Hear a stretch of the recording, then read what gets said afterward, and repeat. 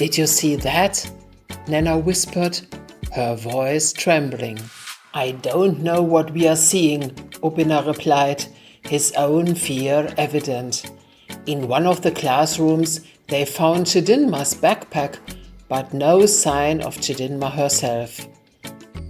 The discovery only deepened their anxiety. The bustling city of Lagos was alive with the sounds of morning. Cars honked, vendors called out to passers-by, and the scent of street food filled the air. In a modest apartment, Chidinma, a bright-eyed girl of 10 with braided hair and an infectious smile, was preparing for another day at school. Her mother, Nana, a woman with a kind but weary face, called out to her from the kitchen where she was hastily packing lunch. "Chidinma, hurry up! You'll be late for school!" Chidinma giggled as she grabbed her school bag and rushed out. "I'm coming, Mama," she replied, her voice full of excitement. Her father, Obina, already dressed for work, kissed Chidinma on the forehead before he hurried out the door. In the chaos of the morning, they dropped Chidinma at school and went about their busy day, unaware of the oversight that would soon unfold. As Chidinma entered her classroom, she immediately sensed something was off. The usually vibrant and welcoming room felt cold and uninviting. Her teacher, Mr. A.D., who was known for his gentle demeanor, seemed different today. His smiles were forced, and his eyes, usually filled with kindness, appeared distant and troubled. "Good morning, Mr. A.D., Chidinma said, trying to sound cheerful. "Morning," he replied curtly, barely looking up from his desk. Chidinma's best friend Amina, who always saved her a seat, was absent. The empty chair beside her felt like a glaring omission. She glanced around the room, hoping to see a familiar, friendly face, but everyone seemed preoccupied. Throughout the day, Mr. A.D.'s behavior grew increasingly strange. He snapped at students for minor mistakes and seemed to lose his train of thought frequently. The lessons were disjointed and the atmosphere in the classroom was tense. "Is everything okay, Mr. A.D.?" Chidinma asked during recess. He looked at her with a vacant expression before nodding slowly. "Just tired, Chidinma. Just tired." The school bell rang, signaling the end of the day. Chidinma packed her things and headed to the schoolyard, expecting to see her parents waiting for her. But as the minutes turned into hours, she realized something was wrong. Her classmates quickly said their goodbyes and left, paying her no attention. Chidinma, who was usually surrounded by friends, felt completely alone. "Where are Mama and Papa?" she whispered to herself, hugging her knees on a bench in the schoolyard. The shadows of the trees stretched long as dusk approached, and the once vibrant schoolyard now felt eerie and silent. Chidinma's heart pounded as fear and loneliness began to take hold. The distant sounds of the city began to fade as night descended. Determined not to be scared, Chidinma decided to explore her surroundings. The school, now empty, was a different world at night. She wandered through the quiet halls, her footsteps echoing off the walls. "I can be brave. It's just for a little while," she said, trying to reassure herself. She peeked into empty classrooms, feeling a mix of curiosity and apprehension. The desks, now devoid of students, seemed like ghostly sentinels in the dim light. As she walked through the school, she made strange and creepy discoveries. In the art room, she saw drawings and paintings that seemed to move, shifting and changing as she watched. One moment they depicted serene landscapes, and the next they showed dark and twisted images. Chidinma rubbed her eyes, unsure if she could trust her vision.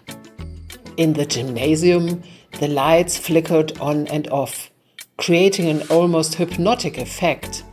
The shadows danced on the walls, forming shapes that seemed to reach out towards her. She heard the faint sound of a basketball bouncing, but the court was empty.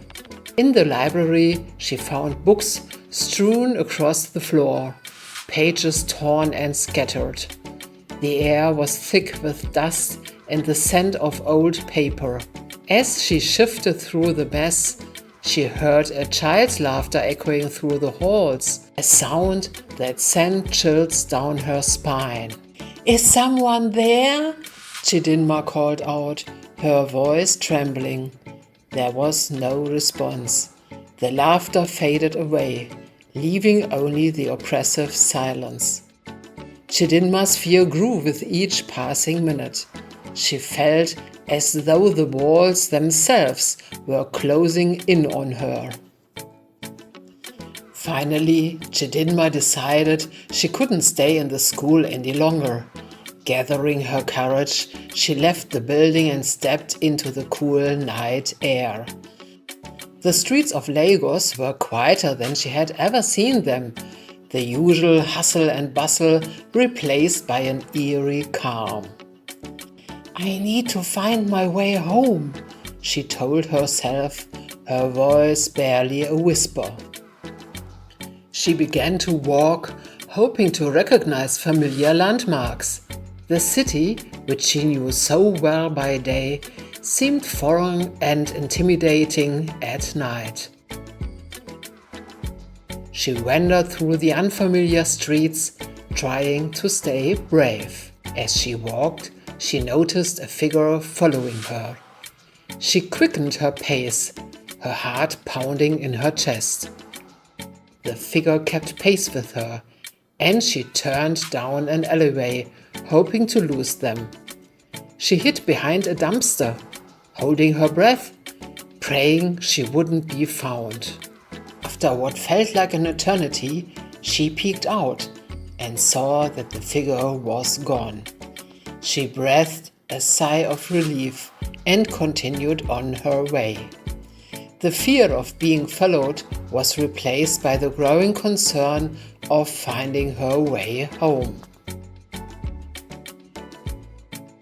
After wandering for what felt like hours, Chidinma found herself in a quiet neighborhood, far from the busy streets she knew.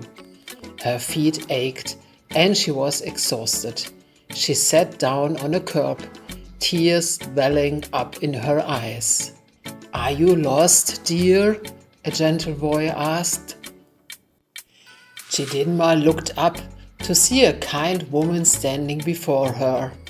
"I can't find my way home. My parents didn't come for me." The woman, whose name was Aisha, took Chidinma in for the night. She fed her, gave her a warm bed to sleep in, and promised to help her find her parents the next day.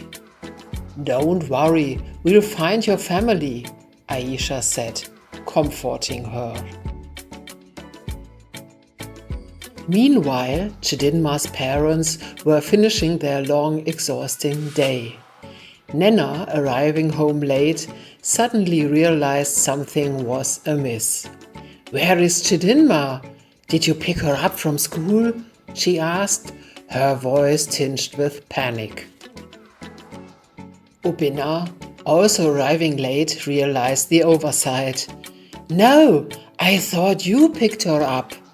They both stared at each other in horror. "We have to go get her," they said in unison. Without informing anyone, fearing they would be accused for having violated their parental duties, they rushed out of the house, their hearts heavy with worry. The streets of Lagos were quiet as they drove frantically to the school. The city, normally bustling with life, seemed eerily silent. They arrived at the school, the building now dark and foreboding.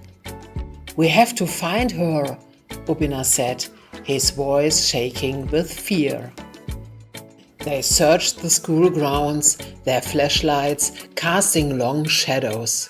The eerie silence was occasionally broken by strange noises, the creak of a door, the rustle of leaves, and once the unmistakable sound of footsteps that seemed to follow them but disappeared whenever they turned around. As they searched, they began to experience strange and unsettling things. In the gymnasium, they found the lights flickering on and off, creating an almost hypnotic effect. In the art room, they saw drawings and paintings that seemed to move, shifting and changing as they watched. "Did you see that?" Nana whispered, her voice trembling. "I don't know what we are seeing," Obina replied, his own fear evident. In one of the classrooms, they found Chidinma's backpack, but no sign of Chidinma herself. The discovery only deepened their anxiety. "We have to keep looking," Obina said, his determination renewed. Hours passed and their search became more desperate.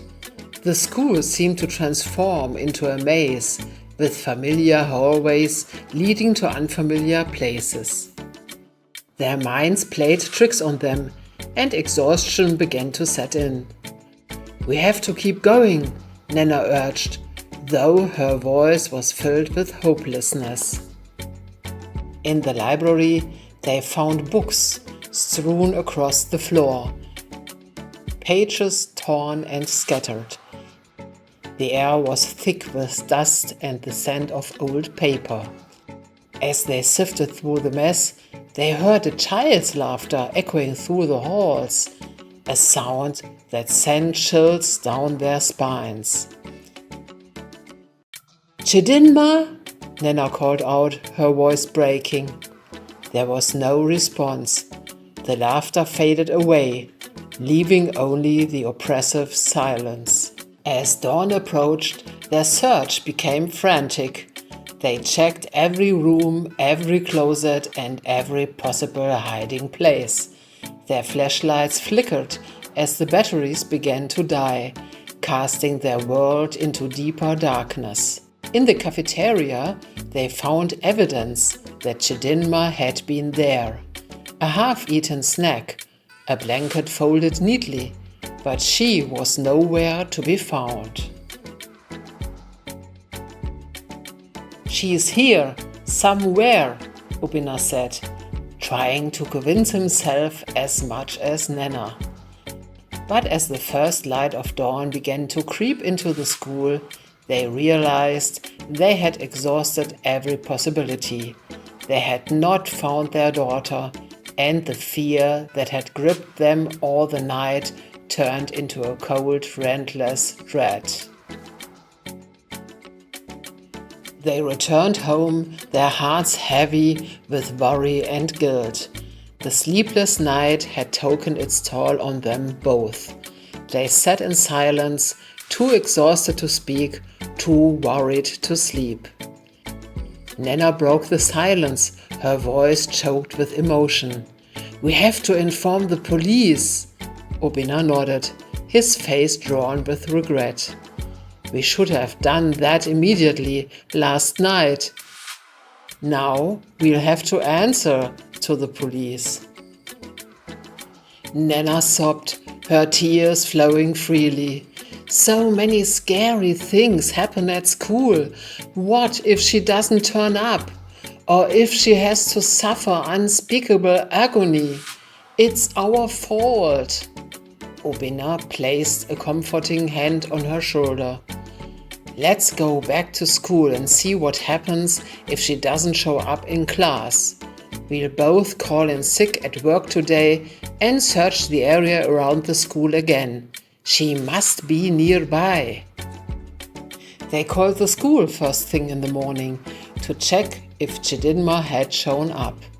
When the answer was no, they knew they had no choice but to involve the authorities. The police arrived quickly, their presence both reassuring and intimidating. Officers questioned Nana and Obina thoroughly, taking notes and nodding sympathetically. "Why didn't you call us immediately?" one officer asked, his tone more curious than accusatory. "We were scared," Obina admitted. "We thought we could find her ourselves, and we didn't want to get into trouble." The officer nodded. "We understand, but it's important to involve us in situations like this. Time is crucial." While the police continued their investigation, a call came in from a local woman named Aisha, who had found a lost child. The description matched Chidinma. The police immediately informed Nana and Obina, who rushed to the station with hearts pounding. As they arrived at the station, they saw Chidinma sitting next to Aisha, looking tired but unharmed. "Chidinma!" Nana cried, rushing to her daughter and wrapping her in a tight embrace. "Mama, Papa!"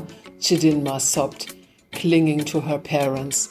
"I was so scared." "We are so sorry, Chidinma," Obina said, his voice choked with emotion. "We were so worried." Back at home, Chidinma recounted her eerie experiences at school. "Mama, Papa, the school was so strange at night. The paintings moved, the lights flickered, and I heard laughter, but no one was there." Nana and Obina exchanged worried glances. "We experienced the same strange things when we were looking for you," Nana said, her voice trembling. "But why didn't you stay in your classroom? We searched the whole building for you." Chidinma looked down, ashamed. "I was scared. Everything felt so wrong. I thought I might find you if I went outside." Obina sighed deeply. "We understand, sweetheart.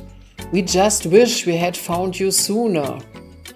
Determined to get to the bottom of the mystery, Nana and Obina decided to visit the school and speak with Mr. Ade about the strange events.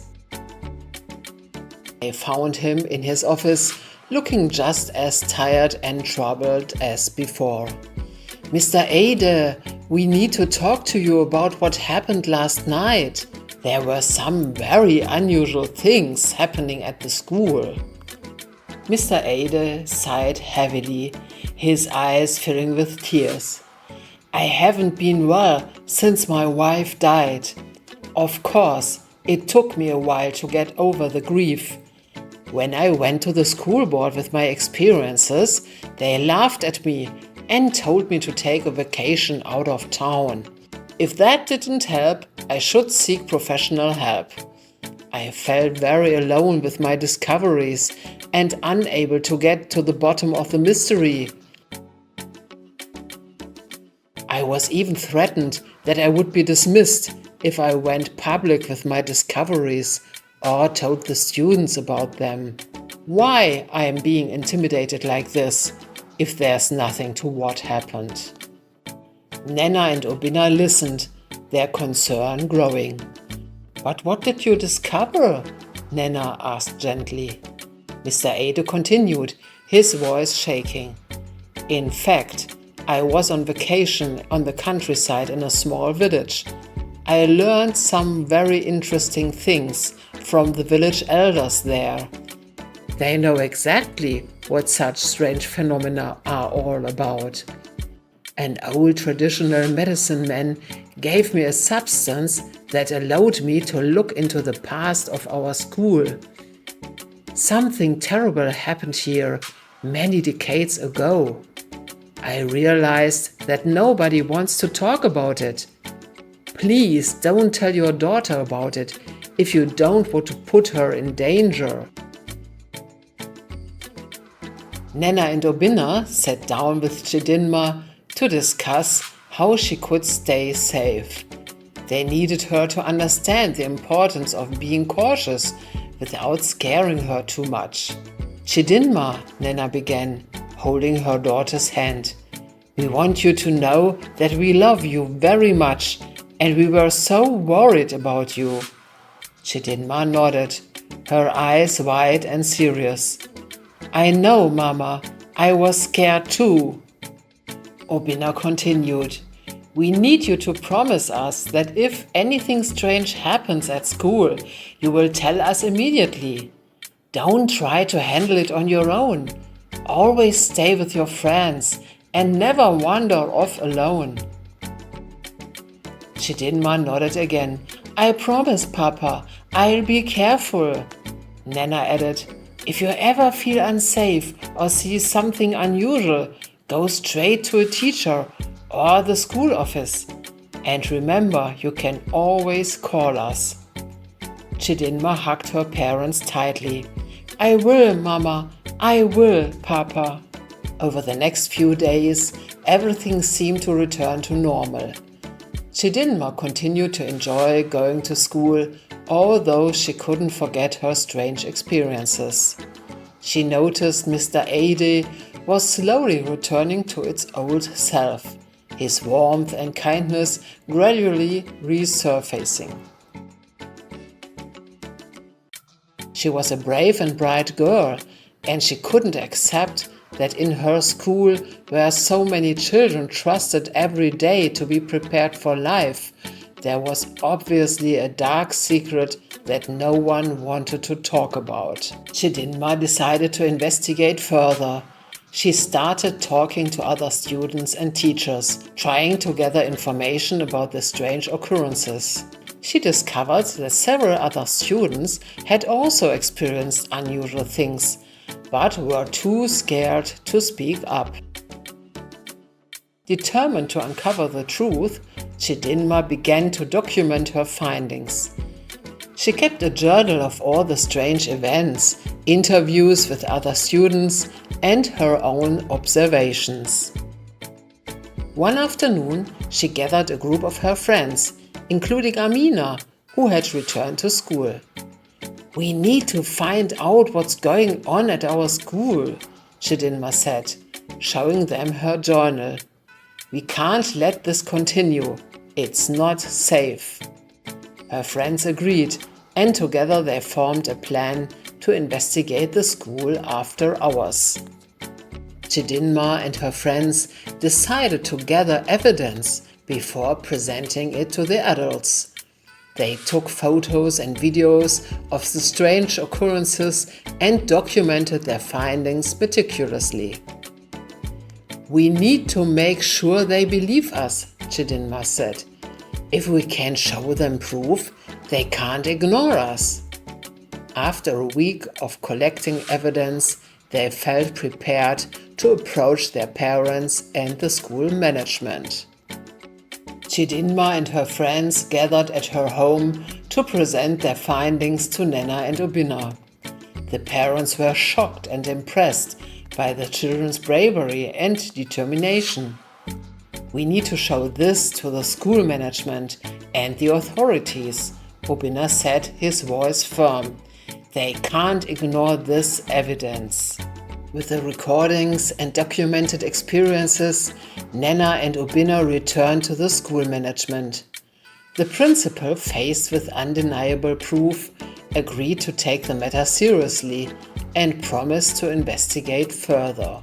Despite the school's promise to investigate, Chidinma and her friends felt that the mystery was far from solved.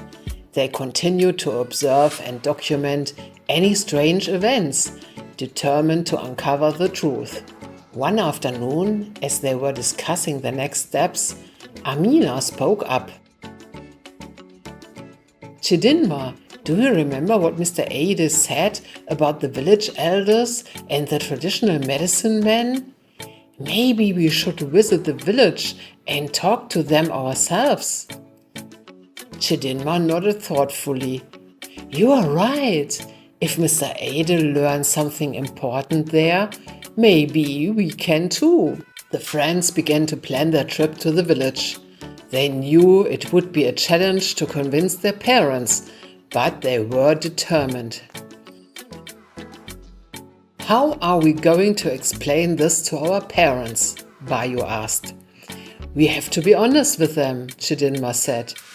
We'll tell them we are doing this to understand what's happening at our school and to make it sure it's safe.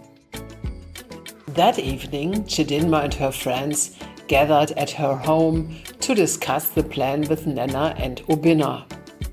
Mama, Papa, we need to go to the village Mr. Ade mentioned, Chidinma said, her voice steady. We believe there's something there that can help us understand what's happening at our school. Nana and Obina exchanged worried glances. It's dangerous, Chidinma, Nana said. We can't let you go alone. We won't be alone, Chidinma insisted. We'll go together and we'll be careful. We just want to learn the truth. After a long discussion, Nana and Obina reluctantly agreed to let the children visit the village, but only if they went with them. The following weekend, Chidinma, her friends and her parents set out for the village. The journey was long, but they were determined to find answers. As they arrived, they were greeted by the village elders, who welcomed them warmly. Mr. Ade had contacted them ahead of time, explaining their visit. Welcome, the head elder said, his voice calm and reassuring. We understand you seek answers about the strange events at your school. Yes, we do, Chidinma replied. Mr. Ade mentioned that you have knowledge about these phenomena. The elder nodded. Indeed, we do. But first you must understand that what you seek is not easily revealed. It requires patience and courage. The elders led the group to a secluded area in the forest where they began to share their knowledge. They spoke of ancient spirits and energies that could influence the physical world. They explained that certain places, like the site of Chidinma's school, could become conduits for these energies. Many decades ago, something terrible happened at that site, the elder said. The spirits have not found peace, and their presence lingers. Chidinma listened intently, her heart pounding. What can we do to help them find peace? There are rituals and ceremonies that can be performed, the elder replied. But it is not without risk. You must be certain you wish to proceed. The group returned to their lodgings in the village, contemplating what they had learned. Chidinma felt a mix of fear and determination. We have to do this, she said to her friends and parents. If there's a chance we can help, we have to try. Nana and Obina looked at each other, their faces filled with concern. We don't want to put you in danger, Chidinma, Obina said. I know, Chidinma replied, but we can't ignore this. We have to be brave. After a long night of discussion, the group decided to proceed with the elders' guidance.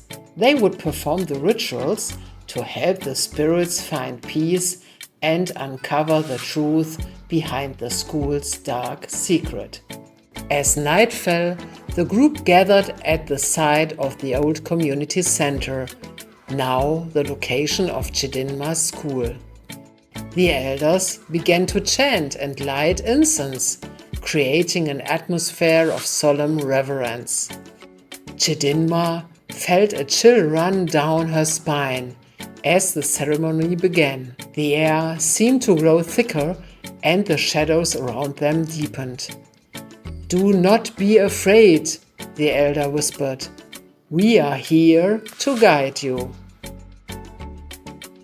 As the ritual continued, Chidinma and her friends began to feel a presence around them. The air crackled with energy and they could hear faint whispers in the wind.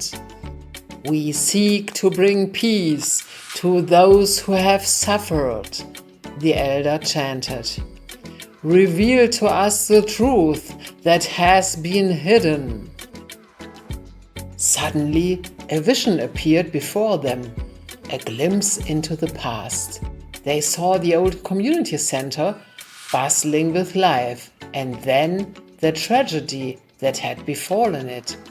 The images were fleeting but powerful, leaving a deep impression on everyone present. As the ritual concluded, the energy around them began to dissipate.